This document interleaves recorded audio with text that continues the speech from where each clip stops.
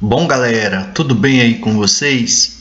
Hoje nós vamos falar de sucessão ecológica, assunto aí que antecede o estudo aí das divisões da biosfera. Então vejam só, esse GIF, na realidade, ele está mostrando aí o processo de sucessão de estações do ano, ou seja, inverno, primavera, verão, outono. Então, isso num ambiente em estado aí em equilíbrio, você vai ocorrendo essa sucessão de estações do ano, tá? E ocorrendo aí também a sucessão aí de indivíduos que aparecem, desaparecem e voltam a aparecer novamente. Então, qualquer coisa que agrida esse equilíbrio vai fazer com que espécies que deveriam aparecer aí novamente, elas não aparecem mais. É o que acontece, por exemplo, quando chega esse período de estiagem, aumenta-se muito. Nós estamos vivendo agora um momento de muitas queimadas no Brasil, tá? E essas queimadas elas estão ligadas a esse período, né, de estiagem que representa aí o nosso inverno, porque o nosso inverno ele é seco, com estiagem. Muitas dessas queimadas elas são iniciadas por ação do homem, ou seja, é um evento antrópico, mas existe alguns casos de queimadas naturais, por eventos naturais, que acontece, por exemplo, em regiões de cerrado. Então, no caso de uma queimada, por exemplo, ocorrerá aqui um processo de sucessão ecológica, onde novos indivíduos irão aparecer e aquele bioma e aquela biota que existia ali, ela é substituída por outro, tá bom? Bom, esse termo sucessão ecológica, que vai mostrando aí as espécies aparecendo, né, sucedendo as outras, e com o aumento da complexidade entre essas espécies, esse termo foi cunhado aí por Frederick Edward Clements, um botânico ecologista norte-americano, que aparece aqui nessa imagem, tá? Que viveu aí entre os anos de 1874 e 1945. Então, dado a ele esse crédito de primeira vez citar esse termo aí, sucessão ecológica, tá? Representado aí pelas espécies pioneiras, as espécies cereais, os estágios cereais, o estado clímax, que representa o estágio de equilíbrio de um ecossistema, ok? Bom, então, sucessão ecológica é o fenômeno pelo qual diferentes comunidades se substituem no processo de colonização do biótopo. Essas etapas de sucessão envolvem as comunidades pioneiras, chamadas de ESSESI, as séries ou séries, comunidades sérias, comunidades clímax. Então vejam só, nessa imagem aqui clássica do processo de sucessão ecológica. Então vejam só, você tem aqui a rocha bruta, tá? Essa sucessão que levou ao estágio dos principais ecossistemas, biomas mundiais. Ela começou em cima da rocha recém-formada, a rocha bruta, tá? E aí os primeiros organismos passaram a desenvolver-se em cima dessas rochas, ou seja, a deterioração dessas rochas por ação do intemperismo, ou seja, os agentes abióticos como temperatura, calor, né, as chuvas, o frio, e junto com esses primeiros organismos que chegam no ambiente, chamado de comunidades ESSESI, eles vão aí ajudar nessa pulverização da rocha, fazendo surgir aí os solos. E aí logo isso vai sendo, essas primeiras comunidades vão sendo substituídas aí por ervas e pequenos arbustos, depois vão aparecendo matagais com arbustos, árvores de médio, pequeno e médio porte, até atingir aqui árvores de grande porte. Então, você tem aqui essa sucessão, primeiro o Esseses, depois as séries e depois, por último, aí, a comunidade Climbas. Ou seja, a sucessão ecológica ela vai estudar esse fenômeno de substituição de comunidades por outra até atingir aí o estágio clímax, ok? Bom, essas primeiras comunidades que chegam ao ambiente são chamadas de comunidades pioneiras, ou Essese ou Esseses. São constituídas por organismos simples, pouco exigentes por recursos e com grande produtividade, tá certo? Eles têm uma intensa produtividade de matéria orgânica, por isso que a maior parte desses organismos é representada por organismos autotróficos ou autotróficos em simbiose com heterotrófico, como é o caso dos líquens, que são associações entre cianobactérias e fungos ou entre algas verdes e fungos também. Bom, então os líquens eles fazem parte dessas comunidades pioneiras que vão modificando aí o ambiente e vão sendo gradualmente substituídas por comunidades temporárias ou intermediárias, as séries. Eles possuem pequenas comunidades pioneiras, têm pequena diversidade. Então nós temos aí os líquens, nós temos aí os musgos representando aí as briófitas, nós temos aí samambaias representando aí as pteridófitas, ou seja, são organismos que conseguem viver com poucas quantidades ali de nutrientes, tá? E conseguem chegam ali inicialmente para colonizar o ambiente. Nós temos também gramíneas aí da família Poácea, também fazem parte das comunidades pioneiras. Algumas leguminosas também de porte herbáceo, tá? Inclusive, devido a essa grande produtividade de gramíneas, leguminosas, muitas delas entram aí na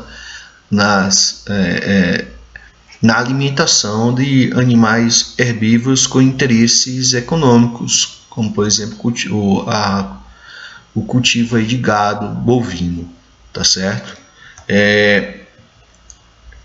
Foge um pouquinho a regra, porque principalmente nos processos de sucessão secundária, que eu vou mostrar mais na frente, mas dependendo do tipo de alguns biomas, de alguns ecossistemas, algumas espécies que têm porte arbóreo, por exemplo, também representam espécies pioneiras em determinados ambientes. Como é o caso, por exemplo, em Mata Atlântica, tá? Onde você tem, por exemplo, desmatamento de uma floresta natural de Mata Atlântica, essas embaúbas elas costumam aparecer aí no processo de sucessão secundária, como é a questão também aqui nessa região do Cerrado, onde o desmatamento promove aí o surgimento de babaçus, que também são consideradas espécies pioneiras aí, que têm uma reprodutividade alta,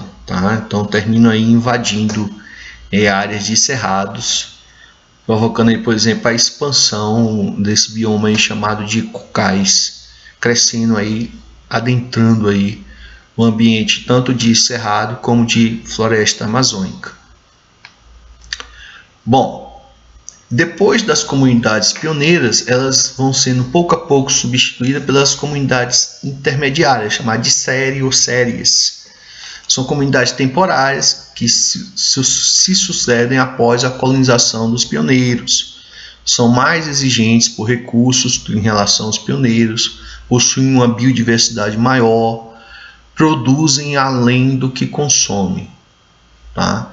Então, você percebe aqui nessa sucessão de comunidades, você tem aqui o substrato, né, inóspito, e aí você vai se estabelece ali os primeiros organismos, chamados de comunidades pioneiras, que vão sendo substituídos pelas séries, que tem uma biodiversidade maior. Isso vai provocando alterações nas condições ambientais, tá? Você percebe que a variabilidade das condições ambientais elas vai diminuindo ao longo dessa sucessão.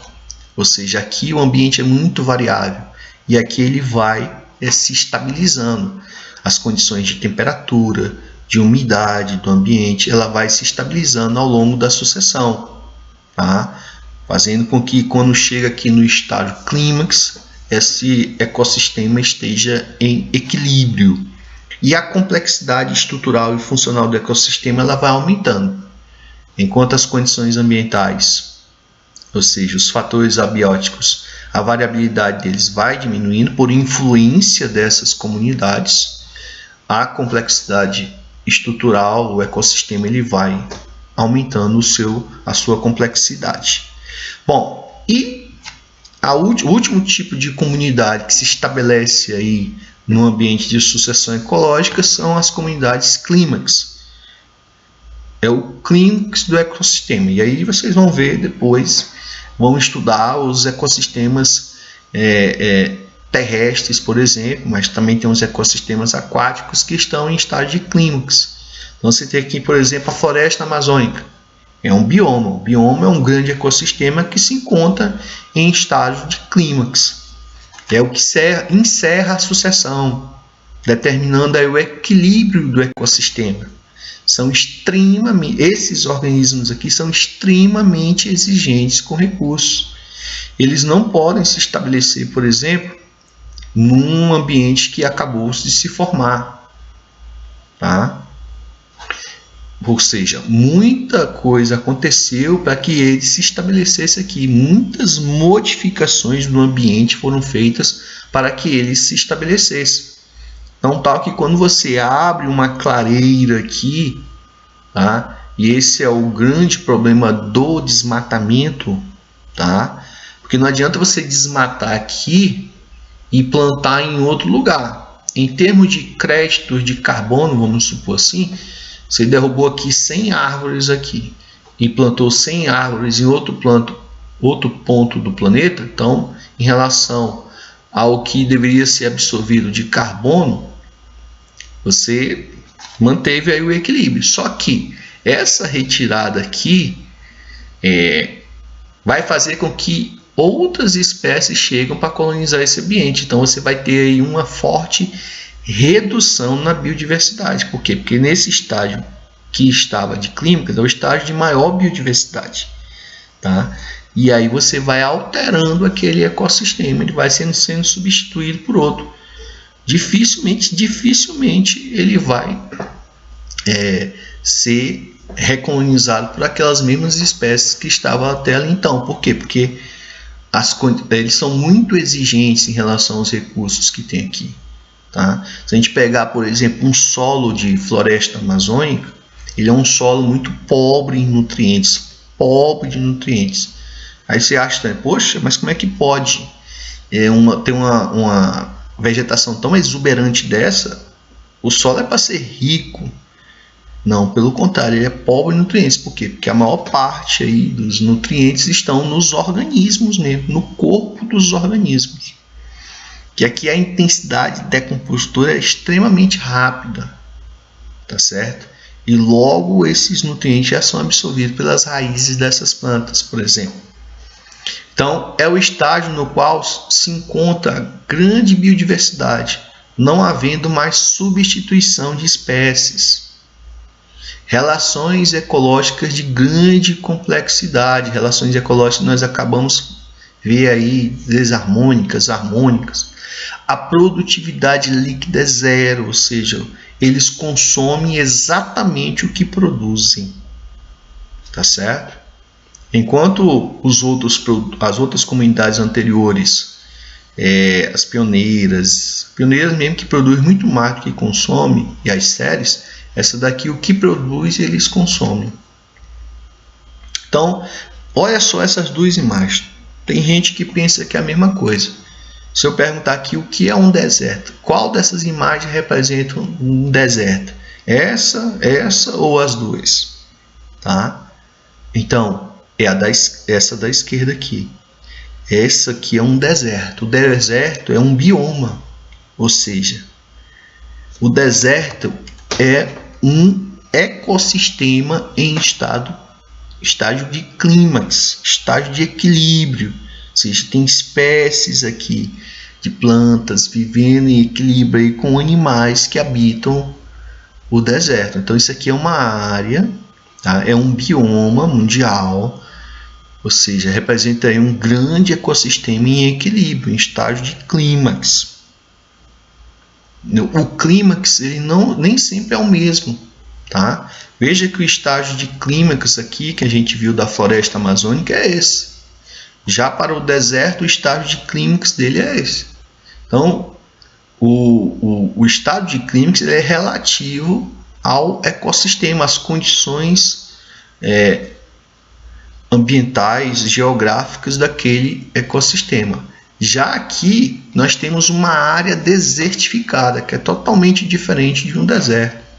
Ou seja, aqui nós tínhamos, por exemplo, essa imagem aqui é de Gilboés, no Piauí, onde nós encontramos um dos maiores núcleos de desertificação do Brasil, na região de Caatinga. Ou seja, a Caatinga é um bioma, aliás, um bioma exclusivo brasileiro, que se encontrava em estágio de clímax. E nessa região aqui, por ação antrópica, envolvendo, por exemplo, mineração, fez com que se criasse aqui um núcleo de área desertificada, ou seja, que levou à perda da fertilidade total do solo.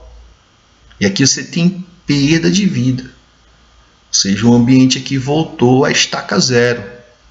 Voltou a ser um ambiente inóspito, não colonizado. Tá certo? E muitas vezes, sem uma intervenção humana, isso não vai conseguir mais se recuperar. Beleza? Então, percebe-se o aumento no mundo dessas áreas desertificadas, ok? Às vezes essa intervenção humana ela pode ser recuperada, tá? Ou seja, muitas vezes você tem ambientes que estão em estágio de clímax e eles retrocedem um pouco para o estágio chamado de desclímax.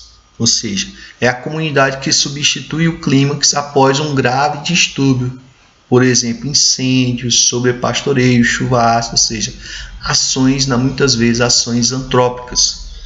Essa imagem aqui é a imagem do que está acontecendo nesse momento no Pantanal, que é um outro bioma brasileiro, onde estamos tendo a ocorrência de queimadas.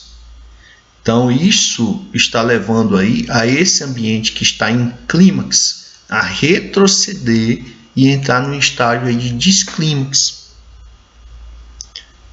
E se essa intervenção humana continuar, dificilmente esse estágio de desclímax chegará ao clímax novamente, se essa ação antrópica ela for repetidamente feitas. Tá certo? Então, o desclímax é um ambiente que estava em clímax e voltou a um estágio anterior, chamado aí de desclímax. Ok? Bom, então percebe o seguinte, ao longo de uma sucessão ecológica, você vê aqui que num ambiente inóspito, a matéria orgânica, aqui é a rocha pura, a matéria orgânica ausente, umidade aí muito baixa, temperaturas muito altas, ou seja, grande variação nos fatores ambientais, luminosidade muito alta e estabilidade do solo baixa. Aí começa o intemperismo na rocha, que vai pulverizando a rocha e surgem aí os organismos pioneiros, e aí vão sendo substituídos pelas séries. Você vê que o perfil do solo ele vai aumentando. A produção de matéria orgânica, representada pelo escurecimento do solo, vai aumentando. Tá? Então você percebe aí que ao longo da sucessão, as características do ambiente elas vão se alterando. A quantidade de matéria orgânica vai aumentando, a umidade vai aumentando, as temperaturas vão ficando mais amenas sem grande amplitude, ou seja, variações, luminosidade diminui nos estratos mais baixos, estabilidade do solo, ou seja, edáfica, ela vai aumentando, tá certo? Bom, a gente percebe que as primeiras comunidades que se estabelecem, as comunidades pioneiras, essa produtividade primária bruta, ela é, vamos dizer assim, a produtividade ela é alta. Mas que produtividade é essa que nós estamos falando? Então nós temos a produtividade primária bruta, que vai representar aí a massa total de matéria orgânica produzida aí, pelos organismos autótrofos, ou seja, pela fotossíntese, tá bom? Extrai-se daí, extraindo dessa produtividade primária bruta, ou seja, extraindo disso aí a taxa de respiração, você vai ter a produtividade primária líquida, tá? Que é representada aí por essa equação. A produtividade primária líquida é igual à produtividade primária bruta menos o que o organismo gasta com a respiração. Olha só aqui esse esquema. Então, vamos supor aqui, de 100% da energia que é liberada pelo Sol, no caminho, no trajeto aí pelo espaço, pela atmosfera da Terra até chegar nas plantas, o que chega é 50% do que saiu lá do Sol, de energia ali nos fótons da luz. Desses 50%, 45% é refletido e absorvido e disperso na forma de calor. Então, desses 50%, 5%, ou seja, 10% do que chegou, vai representar aí a produtividade primária bruta, que representa aí o que foi produzido pela fotossíntese, a matéria orgânica produzida por essa planta aqui na fotossíntese. Tá bom? E aí, extraindo a taxa de respiração, que vai gastar aí 1 a 2,5%, você vai ter uma produtividade primária líquida de 2,5% a 4%. É isso que vai ser passado aqui, para os herbívoros. É isso que vai ser passado para os herbívoros. Esses herbívoros, eles vão também dessa energia, dessa quantidade de matéria orgânica e de energia assimilada, eles vão também ter suas perdas. Então, a quantidade de matéria orgânica absorvida por um herbívoro vai representar aí a produtividade secundária bruta, o PSB, tá? E usando aí o mesmo raciocínio, a produtividade secundária líquida vai ser a produtividade secundária bruta menos a taxa de respiração. Então, do total aqui assimilado pelos vegetais, tá? A quantidade de energia que você vê que é alta, você tem perdas na respiração, isso aqui é o que fica disponível para os herbívoros, tá? É a tal, esse amarelinho aqui é a produtividade primária líquida, tá bom? Isso aqui é a bruta, isso aqui é a líquida, essa amarelinha, essa coluna amarelinha. E aí o herbívoro, parte do que foi produzido aqui de matéria vai ser perdido aqui nas fezes, tá? E além disso tem perdas na respiração. Isso aqui, esse quadrado aqui vai representar, tá? Aquilo que vai ficar disponível para os carnívoros, ou seja, a produtividade secundária líquida. E aí você vai ter a produtividade bruta terciária e a produtividade líquida terciária e assim vai. Ou seja, você percebe que essa quantidade de energia ela vai diminuindo aí ao longo do processo. Então, como é que ficam esses fatores ao longo da sucessão ecológica? Então você vê o seguinte, a produtividade primária bruta, que representa, em outras palavras, a quantidade de matéria orgânica produzida pela fotossíntese, ela vai aumentando ao longo da sucessão. A biomassa vai aumentando. Só que a taxa de respiração ela vai aumentando também. Isso faz com que a produtividade líquida, primária líquida, ela vá caindo. Por isso que nas comunidades pioneiras a produtividade líquida é alta. Já ambiente em clímax, essa produtividade primária líquida é baixa, tá certo? É um dos fatores aí que vão decaindo, né, ao longo da sucessão. Que vai decaindo também a variabilidade entre os fatores ambientais, ok? Bom, então, ao longo de uma sucessão, a composição em espécies ela muda rapidamente no início, depois vai se tornando lenta. Quando chega no clímax, não muda mais. O tamanho dos indivíduos vai aumentando, a diversidade vai aumentando, a biomassa aumentando, a produtividade bruta vai aumentando, a respiração vai aumentando. Isso faz com que a taxa de fotossíntese, que é maior no início, que é de respiração, fica no clímax igual. Por isso que a gente fala que a produtividade, no caso a líquida, é zero. Então, inicialmente ela é grande nas pioneiras e vai chegando até o estágio nulo no clímax. As cadeias alimentares vão formando aí teias alimentares, ficando mais complexas, mais elaboradas. E a reciclagem dos nutrientes também vai aumentando, vai se tornando mais rápida. Bom, nós temos dois tipos básicos de sucessão ecológica. A sucessão primária, que é aquela que vai ocorrer no ambiente inóspito, ou seja, estéril, onde não existia vida nenhuma anteriormente. É o que acontece, por exemplo, nas ilhas vulcânicas que se formam no meio dos oceanos, áreas atingidas por erupções vulcânicas, uma duna que acabou de se formar, em maciços rochosos, tá certo? Ou seja, uma ilha vulcânica dessa vai acontecer uma sucessão primária ainda, porque vai partir do ponto de um ambiente inóspito. Já a sucessão secundária ela vai acontecer num local onde já tinha uma comunidade inicialmente, tá bom? Ou seja, pode ser um campo abandonado, um campo agrícola abandonado, uma floresta incendiada, clareiras dessas provocadas ou pela ação do homem ou por um deslizamento de terras, uma lagoa temporária que secou, tá? São exemplos aí de sucessão secundária. Então, a sucessão primária, por exemplo, onde tem atividade vulcânica, desenvolve um processo de sucessão primária. Ou seja, essa imagem aí é da última erupção recentemente aí do vulcão Krakatoa, que fica lá na Indonésia, tá certo? E aí o que acontece? Com esse processo, mesmo que já exista vida aqui, tá? Essa lava, ela desce e ela vai se solidificar. E aí vai virar uma rocha pura. Ou seja, aí a lava vai endurecer e virar uma rocha. E aí vai começar tudo do ponto zero. Ou seja, vai acontecer aqui um processo de sucessão primária com os organismos pioneiros, tá? Aquela sequência toda que nós falamos. Outra coisa também, dunas recém-formadas.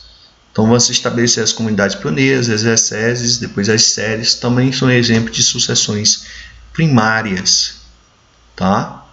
Agora, por exemplo, numa lagoa, tá, temporária, primeiramente você tem aqui uma sucessão primária no ambiente lacustre, onde a biodiversidade ela vai aumentando, passando de micro-organismos para seres animais maiores, né? A gente fala muito em plantas, mas também vai acontecendo isso nos animais, tá? E aí se estabelece aí um ambiente aí que esteja em clímax, uma lagoa em clímax, tá bom? E aí ocorre uma mudança ambiental, essa lagoa ela vai secando, tá? Por ação antrópica ou por ação natural. Essa lagoa temporária ela vai sendo substituída aí por o aumento aqui do perfil do solo, ela vai ficando aí coberta, e aí se estabelece aqui num processo de sucessão secundária nessa lagoa aí vai ser colonizada aí por espécies terrestres não mais aquáticas. Então aqui você tem uma sucessão primária na esquerda e aqui um processo de sucessão secundária partindo aí de um ambiente que era um ambiente aquático, passou para um ambiente terrestre, mas já tinha aqui sido primeiramente colonizado. Tá bom? Então, sucessão secundária também provocada aí pelas queimadas. Então já tinha uma comunidade estabelecida. E aí começa com as primeiras espécies pioneiras, tá? Espécies ainda anuais, de pequeno porte, e aí vai sendo substituído depois por espécies perenes, aparecendo primeiros arbustos, aí, plantas de pequeno, médio porte, até chegar ao estágio de clímax. Tá bom?